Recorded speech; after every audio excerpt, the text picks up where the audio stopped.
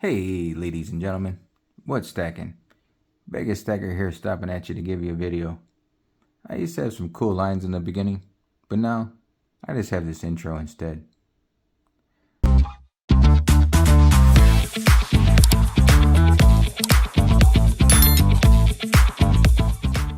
Thanks for checking out the intro. If you want to thank me, do me a favor. Hit the thumbs up button down there, the notification button, and if you're not subscribed, if you could do me a favor and hit the subscribe button. Heck, if you know somebody that's into stacking and might like my content, share the link with them. Let me know what they think. I always appreciate you guys supporting me and helping this channel grow. And I like giving you guys some content, and I hope it's entertaining for you guys. Heck, maybe I even teach you a thing or two. Or maybe you guys drop some comments below and teach me a thing or two. I like to learn. I don't know everything. That's why I got married, 'cause my wife knows everything. That's just a joke. She's wrong. Every now and then. So anyway, all that self-promoting, all that blah blah blah out of the way. Today what I want to go over is pros and cons of a local coin shop, or as some people know it as a LCS. Now, I always like to think and end things on a positive note. So let's start off with some negatives. If I leave some negatives out, or even some positives that you guys know of, drop them in the comments below so other people can read them, and then maybe they agree or disagree with you. Get a little conversation going in the comments. It's always good to share with the community and let everybody know and let everybody learn. Alright, so some of the cons that I could think of. I'm sure I'm missing some, and that's fine.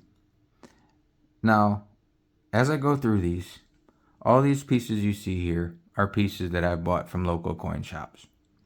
Okay, so keep that in mind. Some of the cons. The first one I could think of is sometimes they have a smaller selection. Or they do have a smaller selection. If you go online, you can find some that have, just thousands of stuff.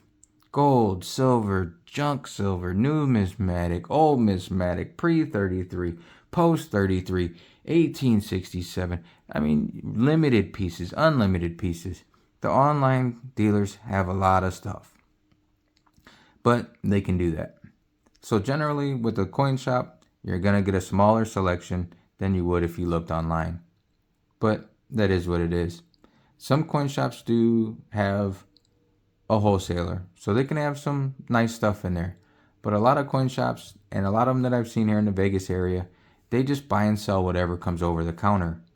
So their selection might be limited. If they don't have too many people coming in selling their stuff, they might not have much stuff to throw out there. Maybe they have somebody that just comes in and sells bars, so they're more bars than they do rounds. Or maybe they have more coins than they do anything else. It's just, the selection's going to be a little different, which isn't always a bad thing. And that'll be in the pros as well here in a second. Now number two that I could think of they're somewhat overpriced. And that's due to the fact that they have to pay rent and they have different overhead than a big online dealer. A big online dealer has the volume to make up for their lower prices. If an online dealer can make 50 cents on a round and they sell 1 million of them, they're doing all right. If a local coin shop only makes 50 cents on a round and they're only selling 10 a day, that's not really covering the bills. So when you're looking at a local coin shop, don't always be surprised if the prices are higher. But that just comes with supporting local businesses, which isn't a bad thing either.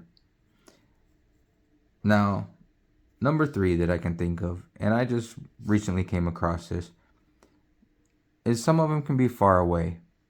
I don't know how far you would go for a coin shop. Drop some comments in below and let me know the farthest you've traveled for a coin shop. It's not a big deal, but sometimes if you get stuck in traffic or if you got other plans, you might not have time to run to your local coin shop if that's what you wanted to do. So distance can be a factor.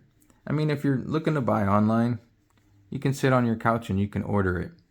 It may take a while to get there, but you'll get it. That's a net pros coming up here as well.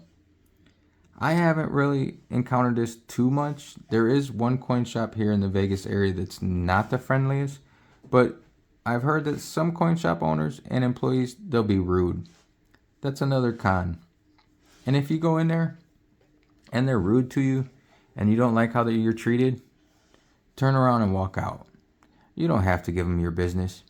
They might have the best deals in town, but if they're rude to you, I don't know if I'd do business with them. That's completely up to you. I don't want to deal with somebody being rude. It's not something that makes my day. And when I buy gold or silver, I want it to be a good experience. I want to come out of there with a smile and, have a good day. Another one is the local coin shops aren't always going to have new stuff. Now, just like I said, a lot of the coin shops, they buy stuff that comes over the counter. So their stuff isn't going to be brand new. Like this here. And I mean, that's sort of cool to the point too. This is sort of a vintage piece. So you'll come across some stuff like that. But don't be surprised if you go in there and they don't have brand new Buffalo rounds or brand new American Eagles or Britannias or Kookaburras. You're not always going to see that at local coin shops. And that's just to be expected. If you want stuff like that, you pretty much have to go online. Now, these are all just my opinions and my experiences. Everybody's experience is going to differ, and opinions differ as well. That's what's good about this world. You can have different opinions. It's okay. Now, let's get to some positives. Let's get to some pros. Let's end this on a good note. Sometimes you're going to get some unusual pieces, some cool pieces. Now, this is just a 10th ounce gold. That was in some previous videos. I'm going to put that away. I picked that up at a coin shop though. That's just to show you that you can buy a lot of stuff there. But at coin shops, you might find some unique stuff, like this piece. If you've seen my channel, you know this piece gets a lot of rave reviews, and I love it. You can't really find this online. Maybe on eBay. But, hey, if you want to go on eBay and you trust them, then by all means do it. This is another piece I haven't really seen online. My camera's having a hard time focusing. I hope it's coming out okay for you guys. And then, if you've seen my channel, the Prospector rounds. I haven't seen these on SD Bullion or any of those other dealers that these big channels are sponsored by.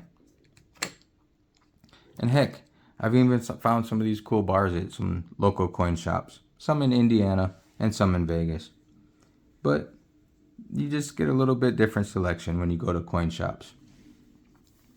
Another one, you can see what you're buying. You're not buying some piece that you see a picture of online, and you don't know if that's really what it's going to look like. You might see something online and you think it's cool, and you order it and you get it, and it's not as cool as you think. But when you're at a coin shop and you can see it, you can hold it, you can look at it, that's pretty cool in my opinion. And that gets to number 2. While you're looking at it, while you're holding it, while you're checking it out, you can build a rapport with the shop owner, with the shop employees. Rapport is a good thing to build. If you ever have to sell, you can always go back to the coin shop and they'll know you, which is another pro. You can go back to them and sell your stuff right on the spot, hopefully. Now, there's some coin dealers here in the Vegas area that I've been to a couple of times, and they'll cut me a little deal. They'll take $1 or $2 off of a round or something, maybe $5 or so off of a bar. So that's what a rapport gets you. It gets you some little discounts every now and then. Also, moving along, you can pay cash. And I know that's big for some people. I don't believe the IRS is really tracking my 20 ounces of silver that I'm buying from SD Bullion, and they're going to kick down my door and take it from me.